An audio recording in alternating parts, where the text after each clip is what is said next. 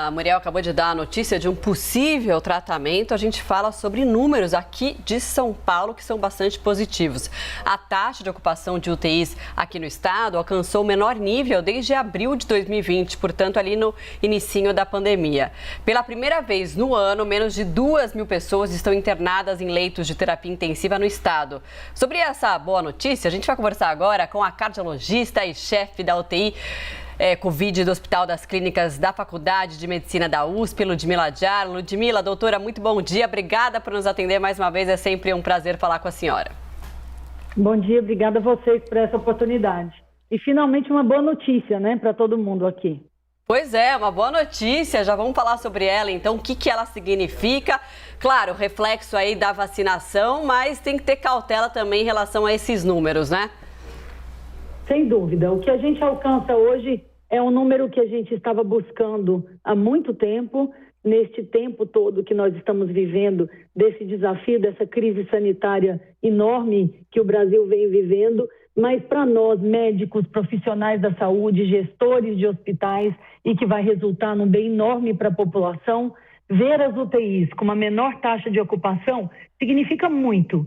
Significa que o avanço da vacinação, ao mesmo tempo a responsabilidade de cada um em manter todas as medidas protetivas. Eu chamo a atenção mais uma vez da importância da utilização das máscaras, da importância da higienização e do isolamento das pessoas que tiveram contato com as pessoas contaminadas ou potencialmente infectadas, porque é um conjunto de medidas que resulta nesse número favorável, que é ver os leitos com uma menor taxa de ocupação desde o início da pandemia no Brasil e também com reflexo direto em São Paulo. Isso é reflexo de todo esse avanço, né? Uma população que hoje tem uma informação mais uniforme, que já entendeu o que é correto, ao mesmo tempo uma taxa de vacinação que hoje chega a quase 100 milhões de brasileiros com a vacinação completa.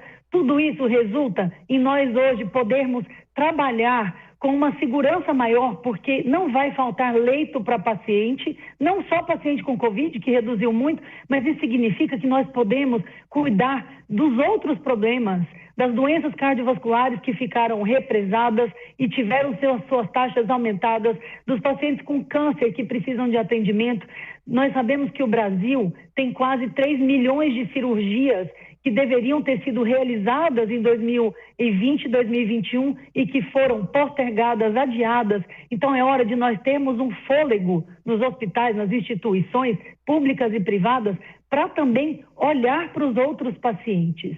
Se Deus quiser que esse número continue cada vez mais decrescente e a gente chegue no que nós queremos, que é ter 0 mortes por Covid, que é não ter mais pacientes internados por Covid, para que a gente tenha virado essa página triste da nossa história, olhando para o futuro da nossa saúde. E a gente aprendeu muito, hoje a gente vai planejar melhor. A gente acabou aumentando o número de leitos intensivos, o que vai ajudar a população de uma maneira geral, porque os problemas são crônicos, são múltiplos. Nós estamos falando de uma população mais idosa, mais doente, e a gente também tem que lidar com pacientes sequelados da doença, que ainda são muitos, e que, vez ou outra, eles serão internados, eles precisarão de um atendimento. Então, hoje isso nos dá fôlego, mas, ao mesmo tempo, a gente não pode deixar de continuar todas as medidas.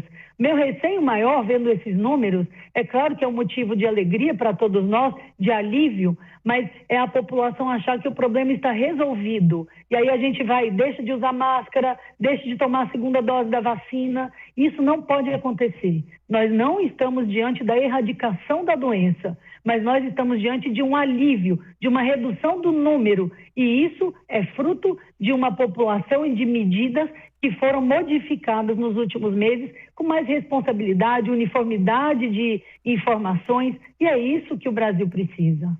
Doutora, vamos falar sobre isso então. Com esses números positivos, muitos gestores públicos já começam a se animar e começam a pensar em flexibilizar o uso de máscaras. A gente tem um exemplo, por exemplo, da cidade de Duque de Caxias, que foi a primeira cidade a tirar essa obrigatoriedade do uso de máscaras. Aí a justiça barrou esse decreto e agora a cidade quer recorrer dessa decisão da justiça. Já é o momento de tirar realmente, de flexibilizar mesmo o uso de máscaras aqui no Brasil ou em determinadas cidades? Se não, qual é o momento certo de se fazer isso? Eu não concordo com essa questão da retirada das máscaras ser algo municipal ou regional. Eu acho que as pessoas, elas vão e vêm, elas mudam-se de cidades, elas trabalham numa outra cidade, elas voltam, os números são heterogêneos, nós estamos falando de uma medida simples, a doença não está erradicada. Então, no meu ponto de vista e de muitos cientistas, não é o momento de discutir a retirada das máscaras. Nós devemos discutir, sim, a ampliação da vacinação, a questão do passaporte de vacinação, porque nós deveremos, sim, responsabilizar todos pela saúde alheia, porque é assim que nós vamos vencer essa doença. E é lógico, se nós avançarmos na vacinação daqui a pouco com 80% da população protegida, com os números decrescentes de uma maneira firme e recorrente, aí é uma outra questão, aí nós vamos discutir isso em âmbito nacional.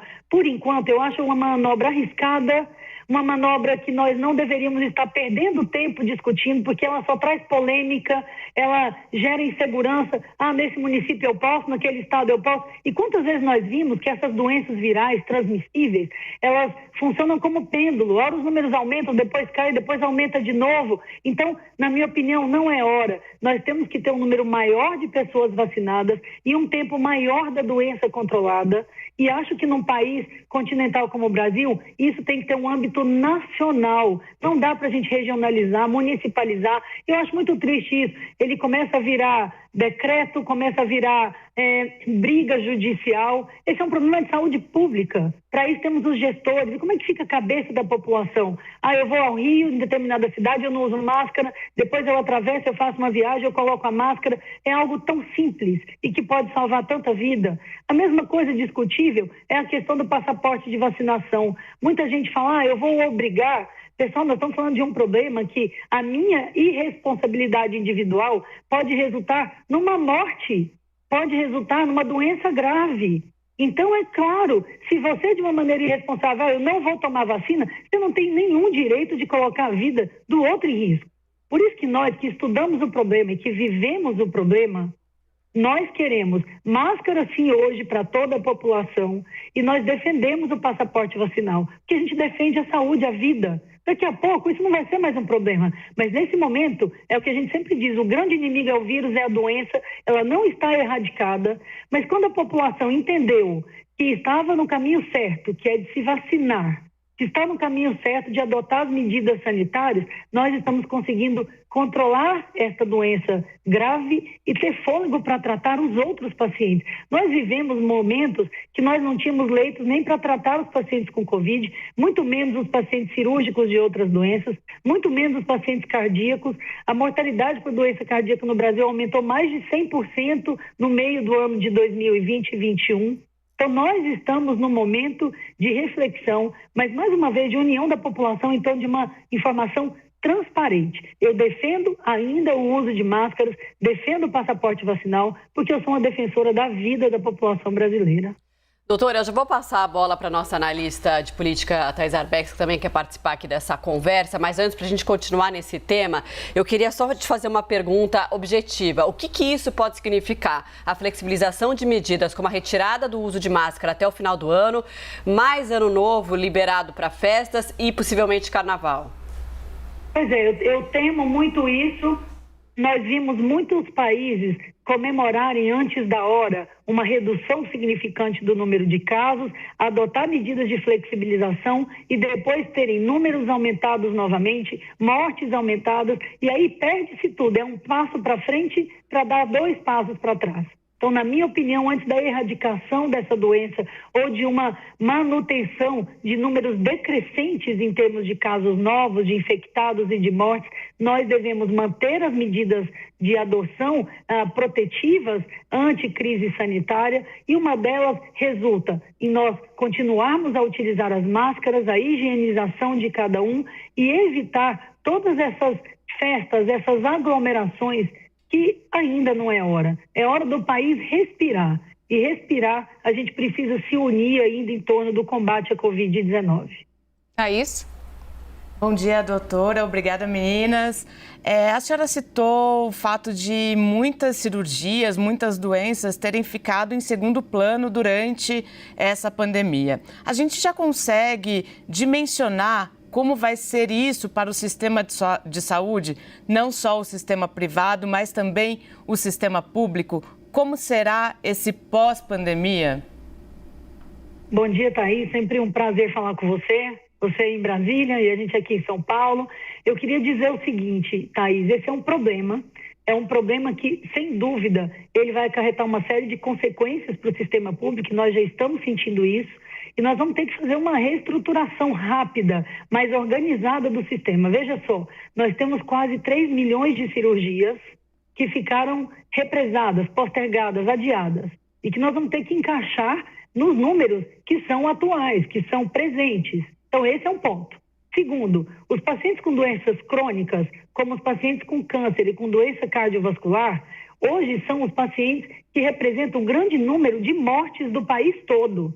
Só de doença cardiovascular, no último ano, foram 380 mil mortes, são mais de 1.000 mortes por dia. É a principal causa de internação do indivíduo acima de 65 anos. Então, esse número simplesmente quase que quintuplica em relação ao que nós tínhamos.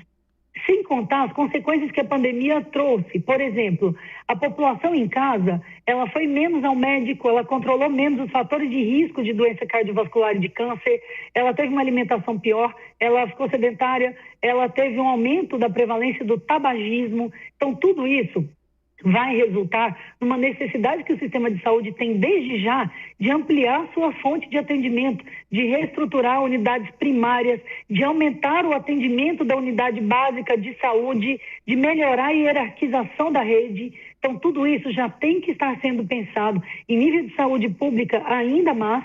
Claro que o sistema privado, eu diria que ele tem uma gordura a mais para ser queimada, é mais fácil do hospital privado se ampliar, se adequar à necessidade. O hospital público depende de uma destinação de recursos, mas mais do que o recurso, é alguém estar pensando nisso, nessa reengenharia, nessa reestruturação, que é necessária para atender o doente crônico que ficou represado e o doente crônico sequelado da Covid-19, que precisa de reabilitação, de cuidado com o coração, de cuidado com as doenças neuropsiquiátricas. Só neuropsiquiátrica pós-Covid hoje já alcança 35% de todos os hospitalizados por Covid-19. Então, esse número, sem dúvida, impacta no sistema de saúde. Então, a gente não deve cortar verba de ciência, verba de saúde, e sim ampliar o nosso leque de atendimento focado nesses subgrupos de pacientes, sem dúvida. Conversamos com a cardiologista e chefe da UTI de Covid do Hospital das Clínicas da Faculdade de Medicina da USP, também a Ludmila Jar. Doutora, muito obrigada sempre pela participação aqui na CNN, é um prazer pra gente. Obrigada a vocês por essa oportunidade. Obrigada.